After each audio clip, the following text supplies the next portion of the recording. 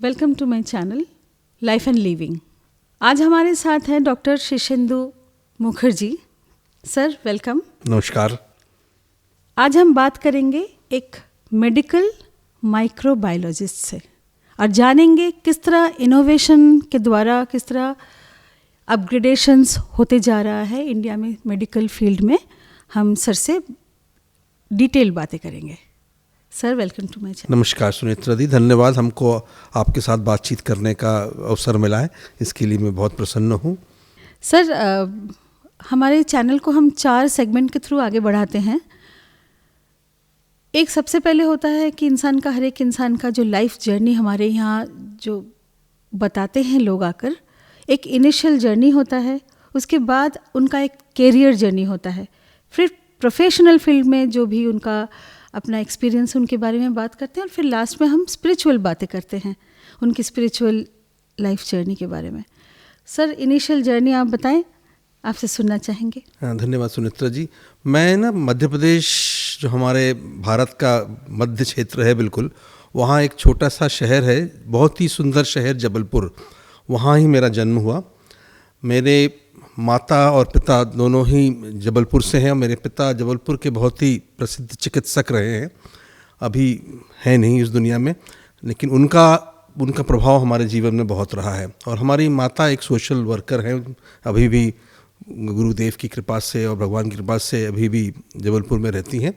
और मैं एक डॉक्टर फैमिली से बिलोंग करता हूँ जबलपुर के। तो मेरा जन्म और प्रारंभिक शिक्षा दीक्षा सभी जबलपुर में हुई है। स्कूलिंग जबलपुर में हुआ।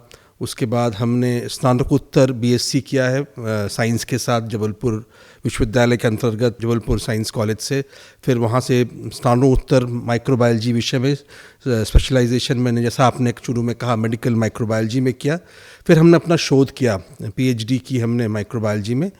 और ये सारा समय मेरा जबलपुर में ही गुजरा, हमारे माता पिता के देखरेख में। पिताजी हमारे डॉक्टर थे, तो मैं शुरू से ही डॉक्टर बनना चाहता था। तो मेरे भाई साहब भी डॉक्टर हैं, जबलपुर में ही प्रैक्टिस करते हैं, पिताजी के साथ ही प्रैक्टिस करते थे पहले। उसके बाद अब अपना पिताजी के स्वर्गवास होने के बाद अब खुद का प्रैक्टिस करते हैं, वो पिताजी के ही हॉस्पिटल में प्रैक्टिस करते हैं।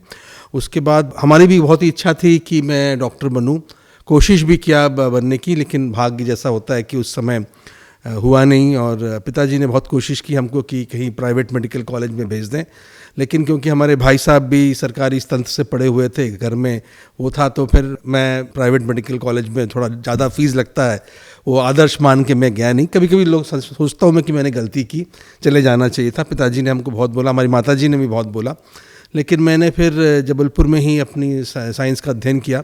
और उसी समय जब मध्य प्रदेश में माइक्रोबायोलॉजी उस समय बड़ा नया विषय हुआ करता था, विश्व में बहुत ही कम जगह थे जहां माइक्रोबायोलॉजी का अध्ययन होता था, पढ़ाई होती थी। तो उस समय एमपी में सिर्फ 7 सीट होती थी। तो मैं जबलपुर विश्वविद्यालय में अपने ग्रेजुएशन में मेरिट में मेरा 3रा स्थान था, तो नेशनल मेरिट स्कॉलरशिप मिला मुझे, और डायरेक्ट माइक्रोबायोलॉजी में एडमिशन भी मिल गया, और फुल स्कॉलरशिप के साथ हमको एडमिशन मिल गया।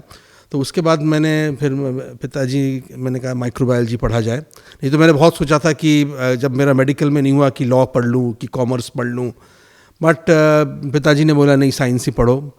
फिर माइक्रोबायोलॉजी में अध्ययन किया। फिर माइक्रोबायोलॉजी में एक स्पेशल ब्रांच होता है मेडिकल माइक्रोबायोलॉजी के, बहुत सारे विभाग होते हैं, medical microbiology, industrial microbiology, environmental microbiology, biotechnology, genetic engineering, ये सब माइक्रोबायोलॉजी के ही पार्ट्स हो। जेनेटिक इंजीनियरिंग आजकल बहुत हो रहा है, जैसा मैं बताऊंगा आपको, वैक्सीन्स के बारे में जो काम होता है। फिर आपका बायोटेक्नोलॉजी, फिर एनवायरमेंटल पोल्यूशन पे इतना हो रहा है, क्लाइमेट चेंज, ये सब माइक्रोबायोलॉजी के ही तंत्र से समझा जाता है। तो माइक्रोबायोलॉजी में मैंने अपना पोस्ट ग्रेजुएशन या स्नातकोत्तर उत्तीर्ण किया, वहाँ भी मैं मेरिट में आया। फिर हमको यूजीसी की स्कॉलरशिप मिली पीएचडी करने के लिए। तो फिर मैंने पीएचडी साथ पीएचडी की। उस समय हमारे समय 12th क्लास नहीं होता था, हायर सेकेंडरी बोलते थे। हायर सेकेंडरी के बाद ग्रेजुएशन, बीएससी, फिर माइक्रोबायोलॉजी टिल पीएचडी। हमको पिताजी हमारे हर वक्त ये बोलते थे, मेरा 1 भी रुपये खर्च नहीं कराया तूने, तुमको हायर सेकेंडरी के बाद तुमको फेलोशिप मिल गया बीएससी करने के लिए, हो गया, फिर एमएससी करने के लिए फेलोशिप, फिर पीएचडी करने के लिए फेलोशिप। फिर पीएचडी करने के बाद हमको पीएचडी करते करते ही हमें एक बड़ी फेमस फार्मास्यूटिकल कंपनी है भारत की, वहाँ पे हमको नौकरी मिली। और 9 मार्च 1992 में, 9 मार्च उस दिन होली था दिल्ली में, एक बेडिंग और सूटकेस के साथ मैं दिल्ली के निज़ामुद्दीन स्टेशन पर आया। मेरे पास एक बेडिंग और एक सूटकेस था, अकेला दिल्ली के निज़ामुद्दीन स्टेशन पर उतरा हूँ मैं। मेरे पिताजी छोड़ने आए थे जबलपुर में, उस दिन होली का रंग का त्यौहार था। 9 मार्च को दिल्ली आया। चाणक्यपुरी में एक यूथ हॉस्टल होता है, अभी भी होता है वो, वहाँ पे मैं करीब 15 दिन रहा। और फिर एक फार्मा कंपनी ओखला में थी, बहुत ही फेमस फार्मा कंपनी, वहाँ मैंने एज अ माइक्रोबायोलॉजिस्ट ज्वाइन किया। वहाँ मैंने कुछ साल काम किया, बट अकेला ही दिल्ली आया और दिल्ली जैसे शहर में अकेले आके अपनी कैरियर की शुरुआत की। लेकिन माता पिता का आशीर्वाद रहा, गुरुदेव का आशीर्वाद रहा, सबके आशीर्वाद से मैं धीरे धीरे करता गया। फिर वहाँ पे कुछ साल काम करने के बाद फिर से एक और बड़े फार्मा कंपनी को मैंने एज अ साइंटिस्ट ज्वाइन किया। और काम लेकिन वही था कि माइक्रोबायोलॉजी के पद्धति से कैसे नए ड्रग्स का शोध करना, रिसर्च करना, आविष्कार करना, इसी पे हमारा काम शुरू हुआ फार्मा कंपनियों के साथ। फिर दूसरी फार्मा कंपनी में मैंने ज्वाइन किया। उसके बाद दोनों जगह ही मैं बिल्कुल लेबॉर्ट्री के भीतर माइक्रोब्स मतलब होते हैं जीवाणु, जैसे बैक्टीरिया, वायरस, फंगस, माइकोप्लाज्मा, ये विभिन्न तरीके के माइक्रोब होते हैं, इनके साथ ही मैं काम करता रहा। और ये था कि कैसे नए औषधियों की खोज की जाए, नए औषधि जो कि भारत के लिए आवश्यक हैं, इस पे शोध की जाए, खोज की जाए, और इन औषधियों को कैसे ट्रायल करके हमारे पेशेंट पॉपुलेशंस में यूज़ करने दिया जाए। तो ये पूरा काम करता था। हमारा काम लैब में ही था, लेकिन हम टीम के साथ काम करते थे। तो ये दोनों कंपनियों में मैंने पहले पेनिसिलिन पे काम किया, फिर सेफेलोस्पोरिन्स पे काम किया, फिर कोलेस्ट्रॉल रिड्यूसिंग ड्रग जो आजकल आप मेजॉरिटी ऑफ पॉपुलेशन खाती, लोवास्टैटिन, रोस्वास्टैटिन, इन सब पे काम किया मैंने काफ़ी, करीब 8-10 साल। उसके बाद मैंने एक यूएन एजेंसी, जो यूनिडो एजेंसी है, यूनाइटेड नेशन इंडस्ट्रियल डेवलपमेंट, वहाँ पे उनकी एक एजेंसी है इंडिया में called ICGEB, international centre for genetic engineering and biotechnology. मैंने सोचा कि अब 10 साल हमने काफ़ी लैब में काम कर लिया।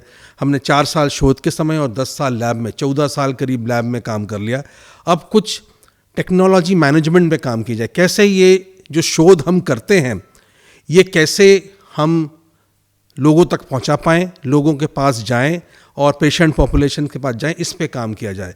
तो फिर मैंने सोचा कि लैब में बहुत काम कर लिया, अब कुछ पॉलिसी रिसर्च, कुछ technology management, technology transfer, innovations जो कि तब शुरू हो रहा था, हम उस पर काम किया जाए। तो हमने फिर इस ऑर्गेनाइजेशन को एज अ रिसर्च मैनेजमेंट के हेड के हिसाब से ज्वाइन किया। ये इंटरनेशनल सेंटर फॉर जेनेटिक, ये विश्व भर में ये इनकी 3 ऑर्गेनाइजेशंस हैं, 3 जगह हैं। ये इंडिया में एक है, और एक इटली में ट्रिएस्ट करके एक जगह है एड्रियाटिक सी के ऊपर, वहाँ पे एक है, और तीसरा वाला है केप टाउन, साउथ अफ्रीका में है। ये 3 सेंटर्स हैं यूनाइटेड नेशंस की। ये इनका काम है कि जो कि डेवलप्ड कंट्रीज़ हैं और डेवलपिंग कंट्रीज़ हैं, ये सेंटर्स डेवलप्ड कंट्रीज़ में भी, एक डेवलप्ड कंट्री में इटली में, एक डेवलपिंग कंट्री इंडिया में, और एक डेवलपिंग कंट्री साउथ अफ्रीका में। तो जो कि रिसर्च विश्व भर में होती है, डेवलप्ड कंट्रीज़ और डेवलपिंग कंट्रीज़ में, इनको कैसे लीस्ट डेवलप्ड कंट्रीज़ तक पहुंचाया जाए, ये मेरा काम था। तो इसकी स्ट्रैटेजी बनाना, ये कैसे लीस्ट डेवलप्ड कंट्रीज़ में क्या रिसर्च नीड्स हैं, क्या गैप्स हैं, क्या अनमेट नीड्स हैं, इस पे चाहे वो मेडिकल में हो, चाहे वो एग्रीकल्चर में हो, चाहे वो क्लाइमेट में हो, एनवायरनमेंट रिलेटेड इश्यूज़ हो, पोल्यूशन में हो, इनको स्टडी करना। फिर इनसे हमारे जो रिसर्चर्स हैं इन 3 सेंटर्स में, और विश्व, ये जो ICGB था इसके करीब 70 कंट्रीज़ मेंबर हैं यूनाइटेड नेशंस के। तो इनकी सब रिसर्च नीड्स को आइडेंटिफाई करना, फिर इन सेंटर्स में इनको रिसर्च कराना, इनके लिए फंड्स कलेक्ट करके इनको रिसर्च कराना, फिर रिसर्च का जो आउटकम होता है, जो नतीजे होते हैं, इनको कैसे इन लीस्ट डेवलप्ड कंट्रीज तक पहुंचाना, ये हमारा काम हुआ करता था। तो ये हम स्ट्रैटेजी बनाते थे, ये फिर रिसर्च के लिए फंड्स कलेक्ट करते थे, फंड्स आते थे गवर्नमेंट्स के पास से, डिफरेंट गवर्नमेंट्स, ये 70 कंट्रीज़ जो हैं ये फंड्स देती थी। फिर हम ये रिसर्च करके इन कंट्रीज़ को टेक्नोलॉजी ट्रांसफ़र करके इसको इम्प्लीमेंट करना, ये हमारा ब्रॉड काम होता था यहाँ पे। यहाँ करीब मैंने 8.5 साल काम किया, और इस काम करने के दौरान मेरे को काफ़ी, मैं थोड़ा सा लीगल माइंड का बंदा था कि कैसे, बिकॉज ये टेक्नोलॉजी ट्रांसफ़र जो होती है इसमें एक और भी एक कंपोनेंट होता है पेटेंट्स, IPR, बड़ा इंपॉर्टेंट कंपोनेंट होता है पेटेंट फाइल करना टेक्नोलॉजी मैनेजमेंट में। तो कोई भी टेक्नोलॉजी ट्रांसफ़र करने से पहले पेटेंट फाइल होता है, फिर एग्रीमेंट्स होते हैं, टेक्नोलॉजी ट्रांसफ़र लाइसेंसिंग, तो लीगल लॉ का बड़ा काम होता है। तब फिर मैंने LLB किया। तो PhD के बाद फिर मैंने LLB शुरू किया, और इवनिंग क्लासेस में, तब उस समय इवनिंग क्लासेस में LLB होता था, तो बड़े मुश्किल में 3 साल में फैमिली का सपोर्ट रहा, काफ़ी हमारी वाइफ का सपोर्ट रहा। हम नौकरी करते थे 6 बजे तक, फिर क्लास करते थे, फिर LLB किया हमने। LLB करने के बाद मैं फिर लॉयर भी बन गया। तो ये कॉम्बिनेशन PhD के साथ लॉ का जो कॉम्बिनेशन है, ये बड़ा स्ट्रॉन्ग कॉम्बिनेशन है। बड़ा बहुत कम लोग मिलेंगे आपको जो PhD के साथ, मतलब साइंस नॉर्मल PhD के साथ तो बहुत, बट साइंस की PhD के साथ लॉ जिन्होंने किया है। उसके बाद हमने लॉ किया, लॉ पास करके पेटेंट अटॉर्नी भी हूँ, पेटेंट एजेंट भी हूँ, और उसके बाद मैंने लॉ पास करने के बाद मैं क्वालिफाइड पेटेंट लॉयर जब बन गया, तो ये काफ़ी हेल्प हुआ। टेक्नोलॉजी ट्रांसफ़र करना, IP patent intellectual property law manage करना। सो इन कंट्रीज़ में हम टेक्नोलॉजी ट्रांसफ़र करते थे और जाते थे। ये लीस्ट डेवलप्ड कंट्रीज़ हैं, African countries, Latin American countries, South East Asian countries, हर जगह टेक्नोलॉजी ट्रांसफ़र करना। सो मलेरिया वैक्सीन पे काम किया हमने, डेंगू वैक्सीन पे काम किया होता था ICGB में, और काफ़ी सारे डायग्नोस्टिक किट्स बनाते थे हम, तो इनका टेक्नोलॉजी ट्रांसफ़र किया। 2007-8 में एक UK की बहुत फेमस फिलैंथ्रोपिक ट्रस्ट है, वेलकम ट्रस्ट, वो इंडिया में काम करने के लिए बड़े उत्सुक थे, and they wanted to work in India for a long time. And Wellcome was almost 100-year-old trust in UK, established by Henry Wellcome, who was the founder of a company called Burroughs Wellcome. And they wanted to work in India to on a program called R&D for affordable healthcare in India. So after a due process, I was identified to lead this program. तो फिर मैं 2008 के and में मैं England चला गया। London में मैं कुछ दिन वहाँ रहा, और लंदन से ये वेलकम ट्रस्ट का जो न्यू प्रोग्राम है, इसको इनिशिएट किया as its head, India head. हम यहाँ पे फंड करते थे प्रोग्राम्स को जो कि इंडिया के लिए ज़रूरी है, इन India, for India and beyond. ये हमारा मैंडेट था। तो जो इंडिया की रिसर्च नीड्स हैं, अनमेट मेडिकल नीड्स हैं, इसमें हमने काफ़ी अच्छे अच्छे प्रोग्राम्स फंड किए इंडिया में। और not only in India but as we call it in India, for India and beyond. India से प्रोग्राम इनिशिएट हुए, इनोवेट हुए और विदेश में गए। इसका एक बहुत बड़ा एग्जाम्पल मैं दूंगा। हमने एक प्रोजेक्ट फंड किया जिसको कहते हैं हम स्मार्ट केन। स्मार्ट केन, आपने जो जो विजुअली चैलेंज लोग होते हैं, उनको एक वाइट केन देखा होगा, वॉक करने के लिए लगता है वाइट केन। एक तरीके का स्मार्ट केन भी आता है, ग्लोबली मिलता है, जिसको कहते हैं कि जो नी हाइट ऑब्स्ट्रक्शन है, हमारे नी के ऊपर जो ऑब्स्ट्रक्शंस हैं, वो केन पहले से सेंस कर लेता है और वो वाइब्रेट करता है। तो visually challenge people can change its path and walk again. And वो कोई पत्थर पड़ा है, कोई ऑब्स्ट्रक्शन है रास्ते में, तो ये ग्लोबली अवेलेबल था। तो जब मैंने वेलकम ट्रस्ट ज्वाइन किया, तो हम स्काउट करते थे ऐसे प्रोजेक्ट्स बड़े जो कि वेरी इंपॉर्टेंट हैं, अफोर्डेबल हैं और इंडिया के लिए बेनिफिशियल हो, इंडिया को चाहिए हो। तो एक दिन मैं IIT दिल्ली में गया, स्काउट कर रहा था, तो एक प्रोफेसर है, प्रोफेसर बालाकृष्णन, उन्होंने एक प्रोजेक्ट दिखाया हमको कि हमने एक स्मार्ट केन पे काम किया है। बट वो बड़ा, अभी रिसर्च हो ही रही थी, तो हमको बड़ा अच्छा लगा वो। तो हमने उनसे डिस्कस करके, और वो प्रोजेक्ट, अब ग्लोबली वो स्मार्ट केन अवेलेबल होता है $300, $400, जो कि कॉमन मैन अफोर्ड नहीं कर सकता इंडिया में। $300-400 मतलब 25,000 रुपये, 20,000 रुपये, 30,000 रुपये का केन इंडिया में अफोर्ड नहीं कर सकता। तो हमने वेलकम ट्रस्ट को वो प्रोजेक्ट लेके गए कि क्या हम ऐसे केन इंडिया में बना सकते हैं, इंडिया प्रोड्यूस कर सकती है, ताकि सस्ते में, अगर अफोर्डेबल क्वालिटी वाइज वो केन बना सकें इंडिया में, ताकि इंडिया के जो विजुअली चैलेंज लोग हैं। तो IIT दिल्ली से हमने बात की, गवर्नमेंट ऑफ इंडिया एंटिटी है, ₹1 में वो टेक्नोलॉजी एक कंपनी को ट्रांसफ़र की। बाद में उसमें रिसर्च किया गया, पूरे केन में कंपनीज आई, नेशनल सक्षम ट्रस्ट, नेशनल एसोसिएशन ब्लाइंड ने उस केन को वैलिडेट किया, और हमने उस प्रोजेक्ट को फंड किया। और मैं मॉनिटर करता था उस प्रोजेक्ट को। और बाद में जो केन तैयार हो गई, स्मार्ट केन, वो ₹2,500 में इंडिया में बन गई, और आज वो केन हज़ारों की संख्या में इंडिया में बन रही हैं। Not only in India, Africa में वो केन जा रहा है, लैटिन अमेरिका में वो केन जा रहा है। It is costing only $30। सो ये एक बड़ा अच्छा इनोवेशन था, इम्पैक्ट किया लोगों पे, और ऐसे प्रोजेक्ट्स हम फंड करते थे। सिमिलरली जो हमारी एग्रीकल्चर बेस्ड कंट्री है, जब हमारे किसान भाई खेतों में काम करते हैं तो कई बार वो जो सूखे धान के डंडे हैं आँख में लग जाते हैं, आँख डैमेज हो जाता है। तो हमने एक हैदराबाद में इंस्टीट्यूट है, LV प्रसाद आई इंस्टीट्यूट, जो कि आयुष में बहुत अच्छा काम करता है। उनको स्टेम सेल रिलेटेड थेरेपी पे एक हमने शोध किया कि अगर वो स्टेम सेल ट्रीटमेंट करें तो ये लॉस्ट विजन जो है कैसे वापस आ जाएगा। तो इस पे भी हमने बड़ा अच्छा काम किया।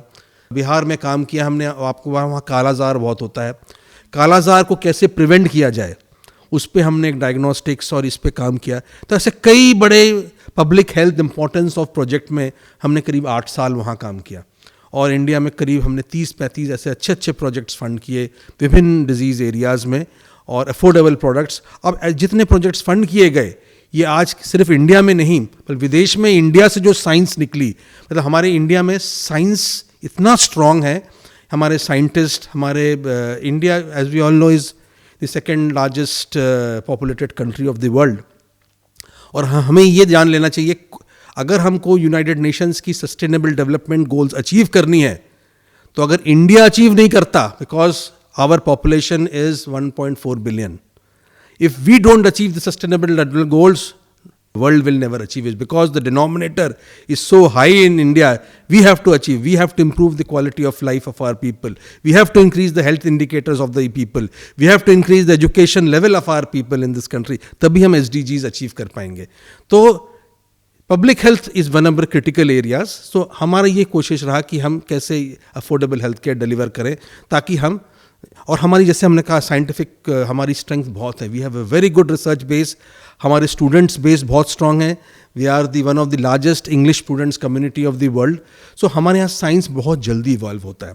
तो इसलिए हमारा ये था कि इंडिया में जो साइंस निकलेगी वो अच्छी वैलिडेट होगी और हम बाहर ले जाएंगे। तो हमने करीब 8 साल इस पर बहुत गहराई से काम किया और 2013 के आसपास हम bill and Melinda Gates foundation, एक और वर्ल्ड की लार्जेस्ट चैरिटी है US में, उनके साथ हमने काम करना शुरू किया with the government of India, the Bill and Melinda Gate, government of India, ministry of science and technology, and I started my career as mission director of a mission called grand challenges India, based out of the government of India in an organization called BIRAC, which is the public sector undertaking.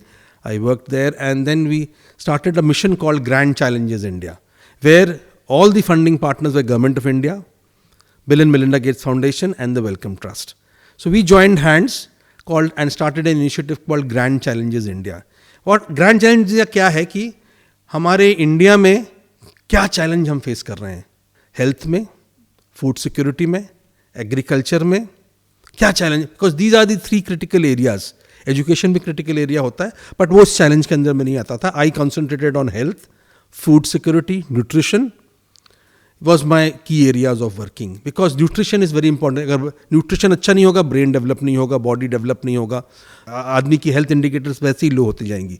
Health, जब आदमी को कोई disease, when you have some disease, how to tackle that disease, these were the second part of it we were working. And then public health related issues, training, capacity building, ye karke we were trying to address. So we launched this Grand Challenge in India program, and first program which we started was to look at maternal and child health. माता और शिशुओं के स्वास्थ्य के बारे में ध्यान रखना वेरी वेरी क्रिटिकल। अगर माता स्वस्थ नहीं होगी, शिशु स्वस्थ नहीं होगा, शिशु स्वस्थ नहीं होगा तो देश की प्रगति आगे नहीं चलेगी। तो इस पे हमने एक बहुत बड़ा चैलेंज लॉन्च किया called all childrens thriving.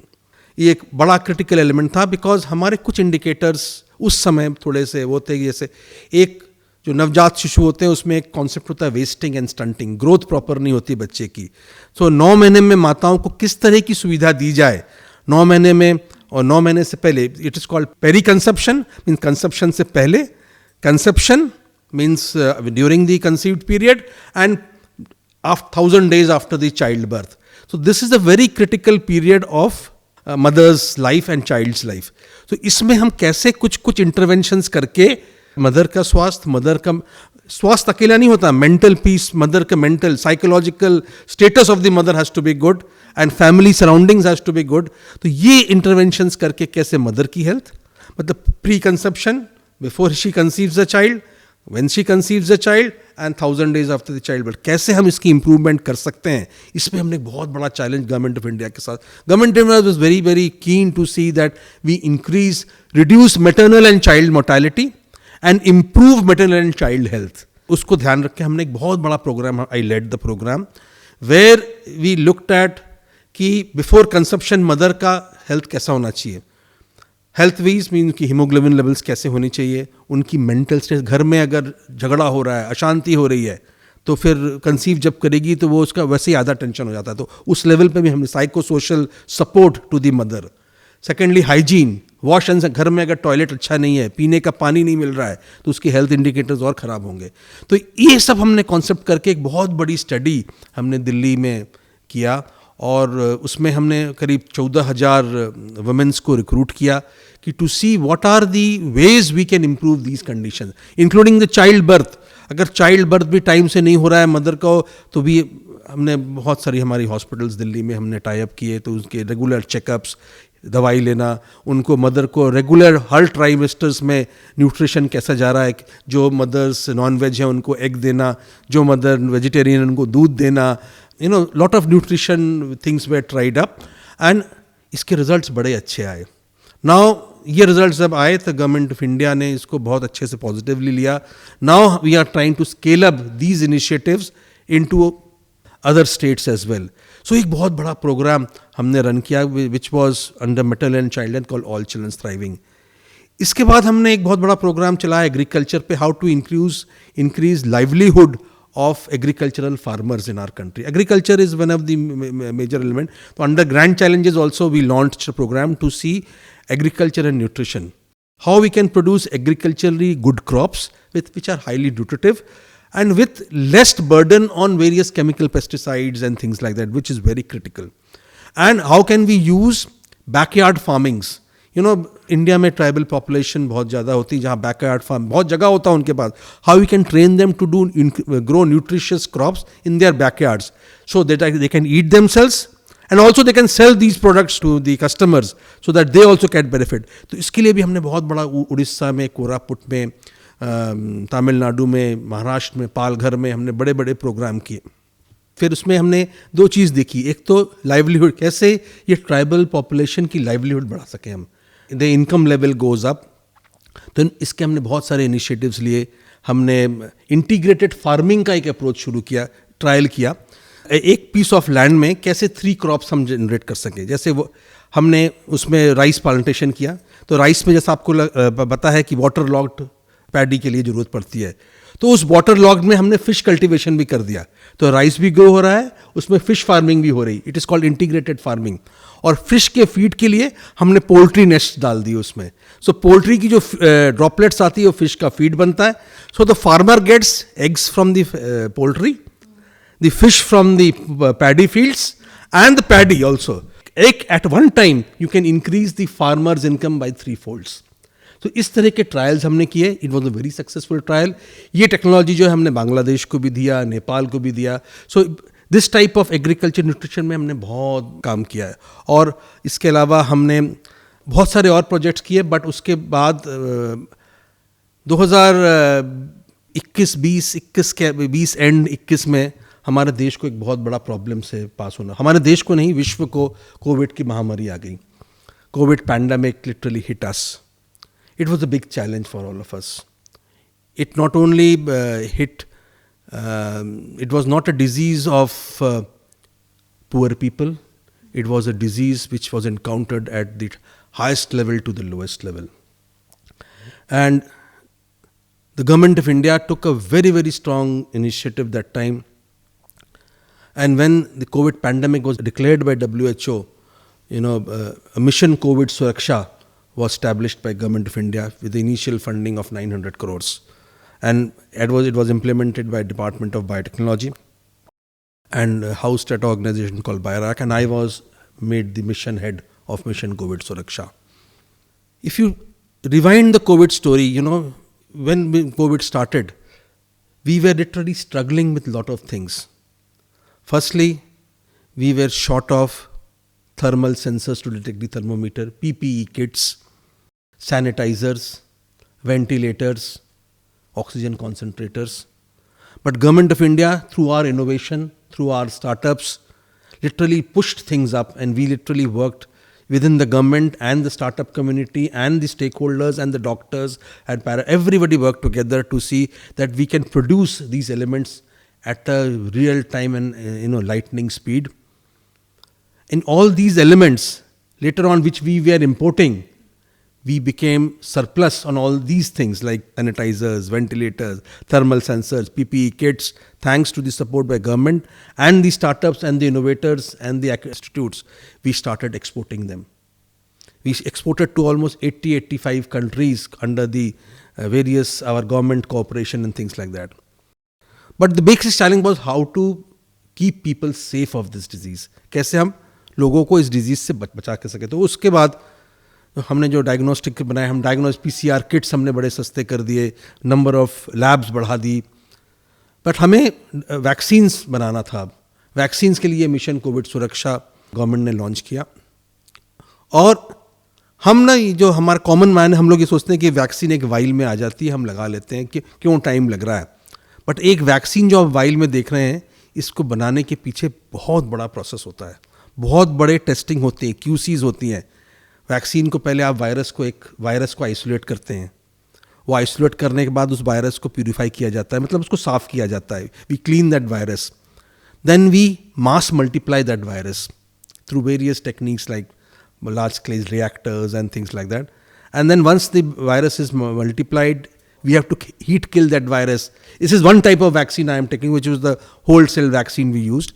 We have to heat kill that virus to make it inactive, but वो बॉडी के अंदर जाके हमको प्रोटेक्ट कर सके. वैक्सीन हमको वैक्सीन इफेक्ट दे सके. There is a technique called, उसमें हम एडजुवेंट्स मिलाते हैं to increase the efficacy.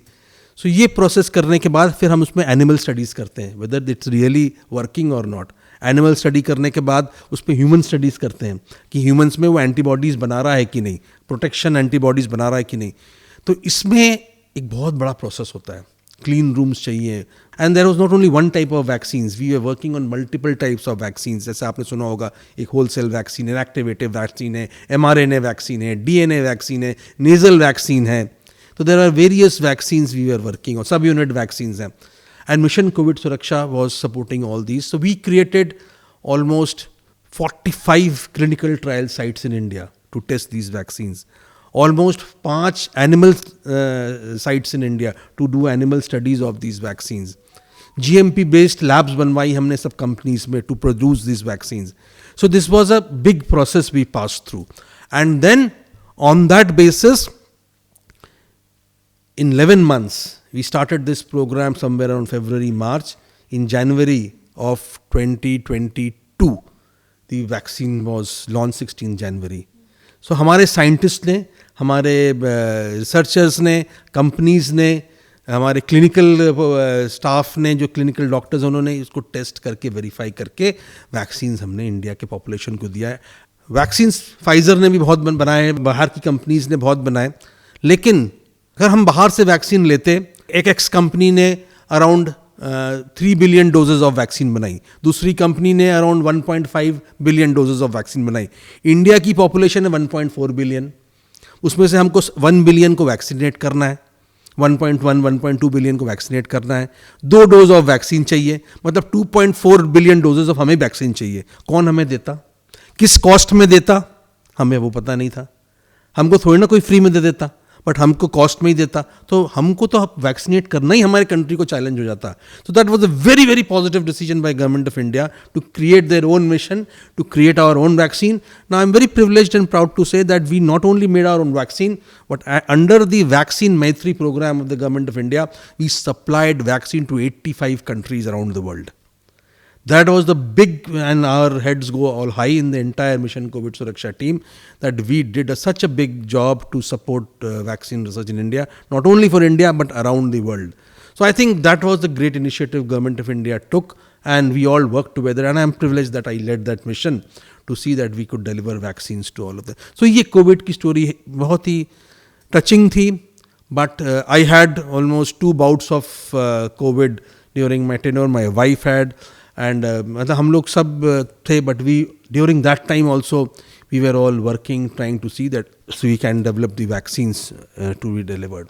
So ये कोविड सुरक्षा का जो मिशन था, ये बहुत बड़ा मिशन था.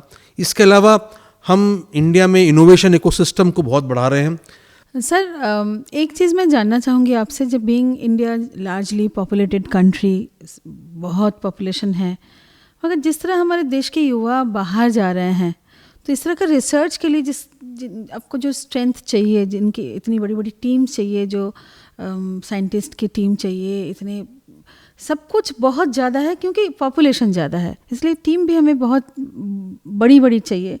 तो जिस तरह युवा बाहर जा रहे हैं, तो पॉसिबल है इंडिया को हमें एक लेवल पर लेके जाना, क्योंकि हर एक इंसान का भी माइंड में ये चलता है कि my children are they are very good and they should study abroad, तो बाहर जा रहे हैं, बाहर सेटल हो रहे हैं, तो कैसे करेंगे? एक सीमित एजुकेशन के साथ ये पॉसिबल होगा क्या? सुनीता जी, बहुत बड़ा अच्छा आपने प्रश्न किया और बड़ा ही इम्पॉर्टेंट एंड बड़ा ही स्वाभाविक प्रश्न है सबका। मैं ये कहता हूँ, आफ्टर डूइंग द PhD और after doing their highest qualification, one should go out for some time so that you learn what is the ecosystem there, what are the techniques there, and what is the type of working they do. You have to have a good experience. So I always encourage कि you go for 2 years, 3 years. But आजकल का जो trend है, I work in a research environment and I recruit lot of people in my organization and in video. I get almost 20 to 30 CVs every month that they want to come back to India. Because जा तो रहे हैं, but आने की भी इच्छा बहुत लोगों की होती है, because they want to come back. तो अब ये इक्विलिब्रियम सेम है कि नहीं, that I would not be able to comment on, but बहुत लोग आना भी चाहते हैं, और जो बाहर काम कर रहे हैं वो किसी न किसी तरीके से इंडिया से कोलैबोरेट कर रहे हैं किसी न किसी फील्ड में, तो वो भी हमारे लिए बेनिफिशियल होता है। बट गवर्नमेंट ऑफ इंडिया ने बहुत सारी री एंट्री फेलोशिप स्कीम्स अब अनाउंस की है। जो बाहर है उसको इंडिया में अगर आना है, तो इंडिया में आना है तो उसको जॉब चाहिए, कोई लैब चाहिए काम करने के लिए, एक इकोसिस्टम चाहिए, फंड्स चाहिए, है ना। अगर उसकी वाइफ भी रिसर्चर है तो वाइफ के लिए भी एक जॉब चाहिए।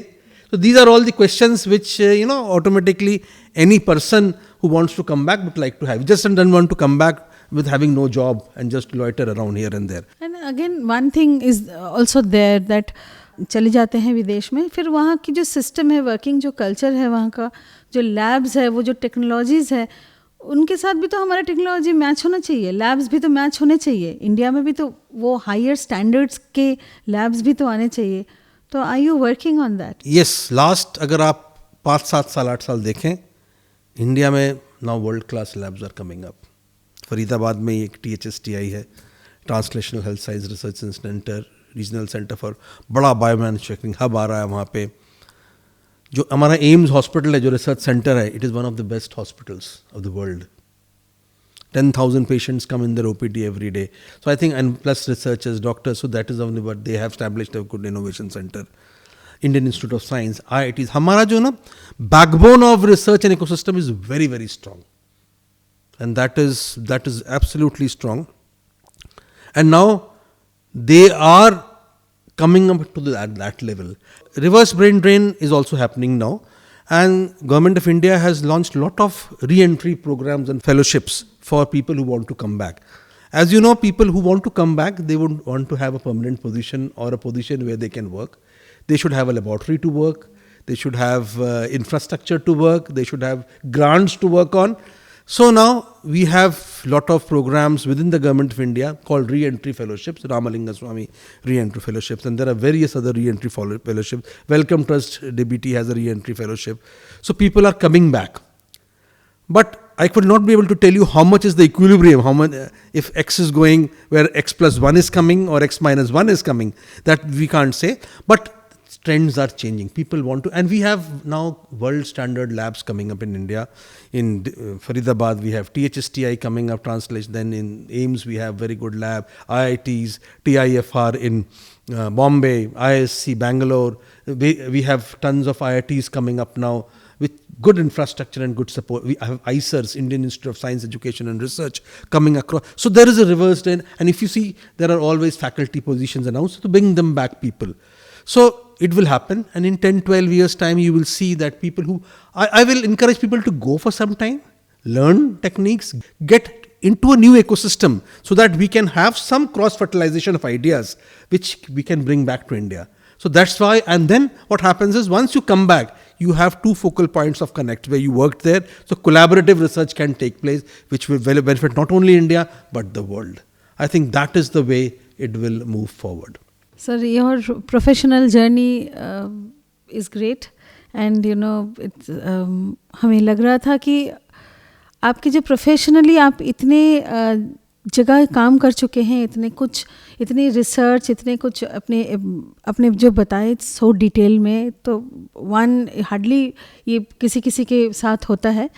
मगर I would like to know about your passion. Sir, ये तो प्रोफेशनल फील्ड में आप तो बहुत आगे निकल गए, तो पैशन भी आपका कुछ है? जैसे आपके अदर जो समय आपको मिलता है, जो भी काम के बाद जो समय मिलता है, आप क्या रीडिंग तो ऑफ कोर्स करते होंगे, और क्या अच्छा लगता है आपको? पैशन तो मैं बहुत फूडी आदमी हूँ.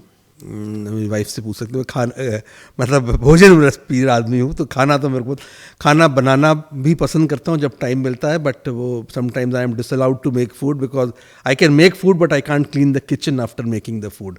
सो that is my drawback. But I love making food. Cookery shows भी देखना कई बार अच्छा लगता है.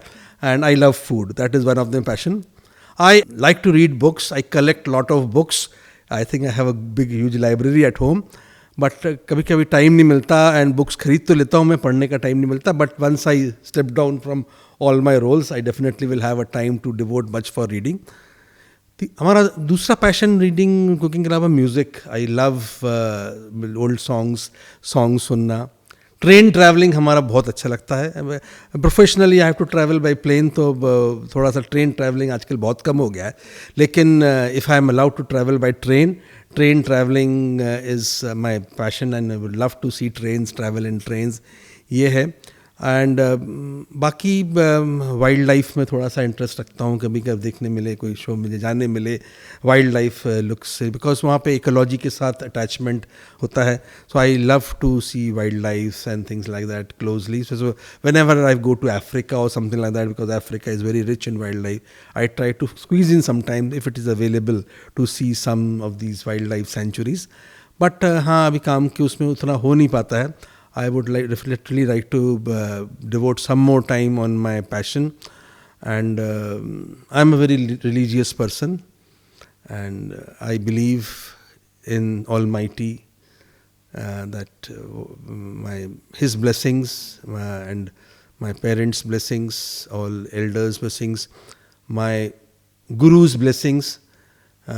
Gurus are not only your religious gurus who are always there to give you the divine path, but in your professional journey you have a lot of gurus who are mentors who come there to develop your career.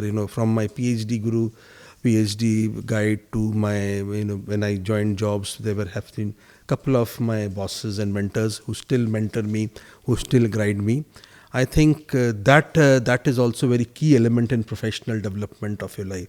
So I'm a religious man, as I said, and I literally pray. I do my japa morning, evening, and I'm connected to some religious organizations also, and that's my time. I literally, I think whatever I have achieved in life, if I have achieved something because of their path shown by them and the blessings, I think whatever I do, I think that they are standing next to me. My gurus, my God, they all stand next. Whenever I go out for an important job, I think they are standing next to me and guiding me what I do. There are problems in life which will always come, and you have to, if you read the works of Swami Vivekananda, he has said one way, the day you do not come across with a problem, take it for granted that you are trotting on the wrong path. So I think every day there is a problem. Start your day, so there might be some problem. But I think I take that as my guiding path, that you have to navigate that problem and see that you do ultimately good. And I try to do that way. I have big teams to lead on. There are a lot of people who work with me. So I see that everybody should be comfortable. Everybody should be, and I try to build a team around myself to take it forward. Sir, हमने सुना आप Ramakrishna mission से भी connect हैं, और Chitranjan park Kalibari के आप president रह चुके हैं. सो आपकी सेवा आप तो अपने प्रोफेशन में भी आप सेवा कर रहे हैं, रिसर्च करना, मेडिसिन्स निकालना, ऊपर से नए नए जो तरीके जो आप लोग बना रहे हैं गवर्नमेंट के साथ, मतलब जो स्कीम्स ला रहे हैं, बड़े बड़े टेक्नोलॉजीज़ ला रहे हैं, तो इसके साथ आपके जो ये सेवा भाव इधर भी है, ये जो आप स्पिरिचुअली जो कनेक्टेड हैं साधुओं के साथ, तो ये सेवा आपकी इधर भी चल रही है। तो इससे आपको क्या लगता है, आई मीन एक इंसान को सेवा परायण होना कितना ज़रूरी है? सुनीता जी, आई थिंक बहुत ही महत्वपूर्ण बात आपने कही। और दिन भर प्रोफेशनल वर्क में इन्वॉल्व होने के बाद मनुष्य को एक सुकून भी चाहिए होता है। आपने दो जगह का नाम लिया, रामकृष्ण मिशन, हमारा CR पार्क काली मंदिर। CR पार्क काली मंदिर में मोहनानंदा ट्रस्ट भी है, उनसे भी मैं बहुत ही क्लोजली, हमारी वाइफ उनसे दीक्षिता हैं, और तो इसलिए मैं उनसे बड़ा क्लोजली एसोसिएटेड हूँ। When I finish my day, whatever time I finish my professional work, if I step into the Kali Mandir, I feel a very positive vibe in me, where you get a power. I don't know why, it might be, which I can't explain you in words. I feel a very positive vibe that you get an extra energy. When I sit in front of Ma in the mandir, I feel something extra has pumped into me, which makes me fresh after full of busy day. So that makes me very much positive. And when I come out, I meet a lot of people like you there, say hello, hi to them, ask them about how are they, nothing but and then I feel very, very positive vibe. There is a small Sant Kutir within the temple premises. Mohanand Sangh has made it for Mandir, and Mohanand Maharaj was the first who donated Mandir, were big in 1973, and which Mandir has taken this shape after his when he was started. So I go to his Sant Kutir, I sit there for some time. Again a positive vibe. Whenever I find time, I go to Paharganj Ramakrishna Mission. There also, as you sit in front of Thakur, it is a different, sense I pass through. I feel that I have relieved, all my pressure has gone. It looks like that Thakur or my Gurudev is touching me somewhere, that I am with you, go ahead. So I think these feelings a person needs to develop. It is not always work. And these divine or religious connects, in science there is a word called catalyst, which increases the speed of the chemical reaction. So I feel that these divine interventions are catalyst for your professional life as well. Thakur never said, or Gurudev never said, or Maharaj never said that you don't work. I can tell you a number of examples. My ex-boss at the UN was also Ramakrishna Mission's follower. And one day he went to his Gurudev and said, "Sir, I would like to renounce this world and join." He said, "No, you are not created for that. You are created to do professional service. That is what is your service to mankind. You are not supposed to come here." So I think that what Thakur, Swamiji's and Ma's and our Gurudev's instructions are, that we have to work for the society. Somebody has to work for society. And Thakur and the divine forces which are there will help you to work for the society. So I take it in that way, that we need to work for the society. And Thakur and Gurudev and God and Ma are pushing us to work for the society to do their upliftment. So Mandir is not only, we do a lot of other things in Mandir. There are medical camps going there. There are spiritual events going there. There is a lot of social activities are also being done there. So I think there also we are supporting the mankind. Ultimate aim is to help the mankind. हमारे पृथ्वी का, हमारे देश का हर मनुष्य का भला होना चाहिए. सो वो भला भगवान का आशीर्वाद होगा, और एक जो सोसाइटी का जो कंट्रीब्यूशन है वो भी होना चाहिए. आई थिंक दो मिलके, I think that what privilege I feel. Sir, अभी आप रिसेंटली एक हमारे बहुत जी बंगला के बहुत फेमस टेलीविज़न शो दादागिरी, आप वहाँ गए थे. तो आपके एक्सपीरियंस में सुनना चाहूँगी, वहाँ के कैसे हुआ सब कुछ, दादा के सामने कैसे रहा? सुमित्रा जी, बहुत अच्छा एक्सपीरियंस रहा, और बड़ा ही मेरा बड़ा चांस था वहाँ जाने का. मैंने कुछ सोचा नहीं था, बिकॉज मैं वो शो रेगुलर देखता हूँ, मेरे घर में वाइफ तानिया भी रेगुलर देखते हैं, हम लोग मिस नहीं करते। तो उसमें जो क्वेश्चंस आते थे मेरे को, कई बार मैं आंसर नहीं, एक दो राउंड्स होते हैं उसमें, गुगली राउंड ये राउंड, मैं कभी आंसर नहीं दे पाता था। लेकिन मैंने कभी सोचा नहीं था मैं जाऊंगा वहाँ पे, और उस समय मैं मंदिर का प्रेसिडेंट भी था, तो मन में मेरी एक फियर था कि अगर मैं हार गया, कुछ हो गया, तो लोग क्या सोचेंगे कि ये हो गया।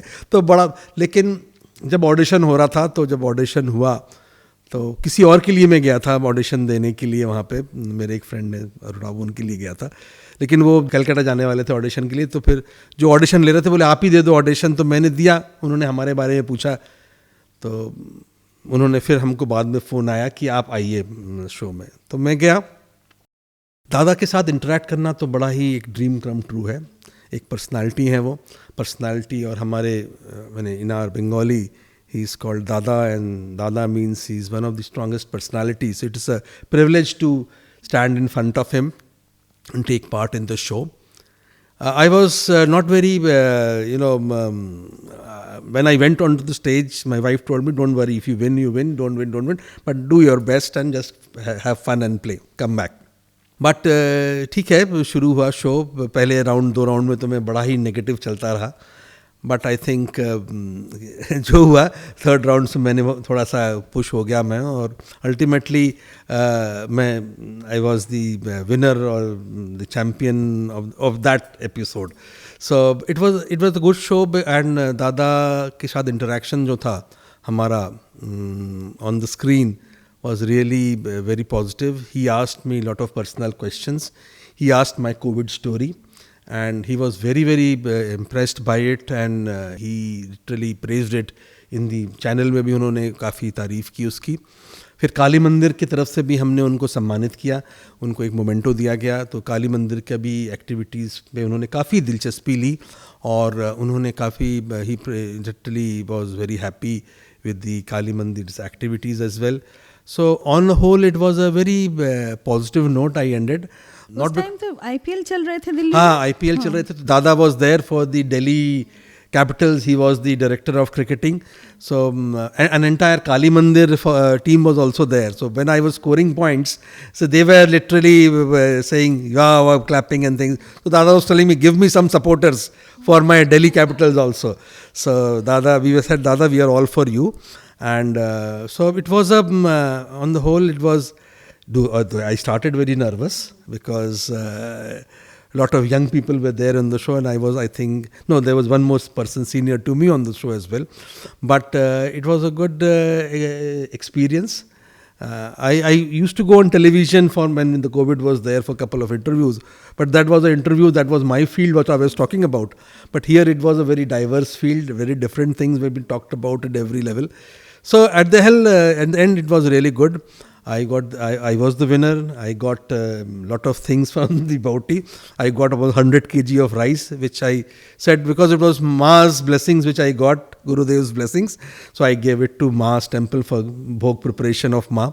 So on the whole, it was a very positive. I encouraged, and it was a dream come true, and once in a lifetime. Meeting Saurav Ganguly. Yeah, absolutely. He was very, very jovial. He was very positive, very supportive, talking to us very well.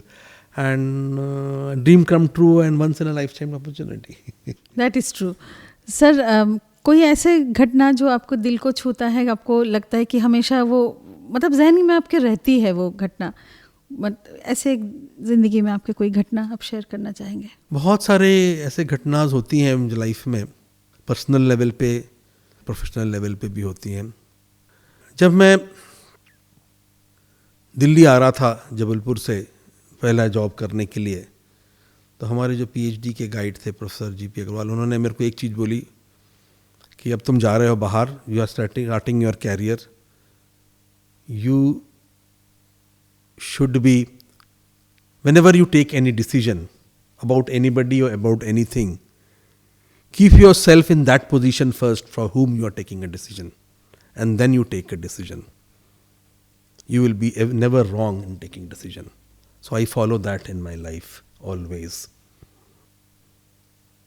एक मैं बड़ा एक अत्यधिक घटना बताऊं life का, and उसमें मेरे कभी कभी रोंगटे भी खड़े हो जाते हैं।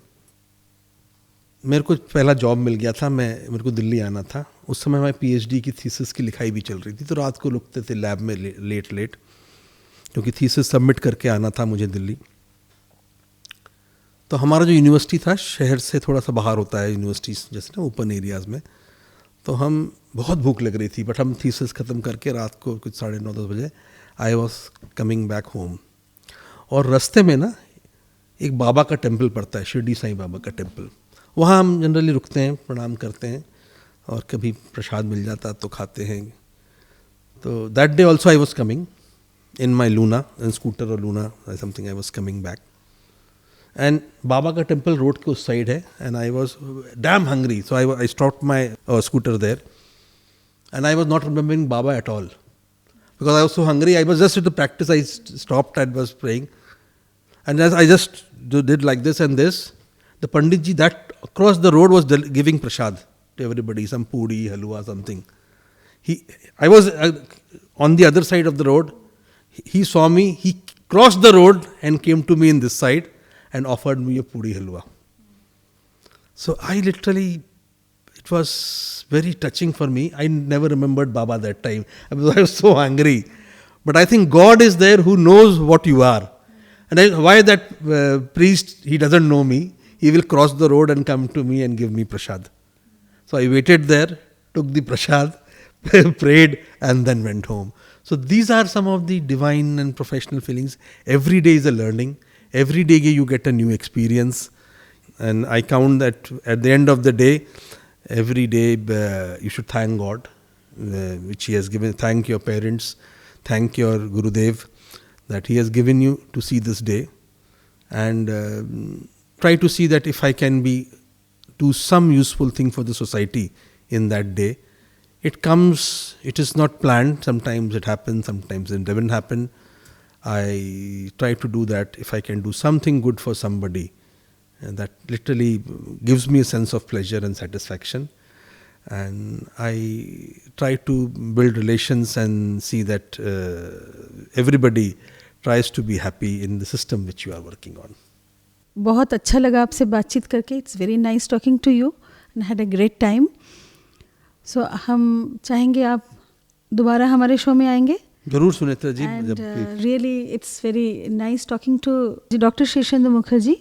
डॉक्टर श्रीशेंद्र मुखर्जी, आपको फिर दोबारा आना पड़ेगा हमारे शो में. धन्यवाद. जरूर आऊँगा. Thank you so much.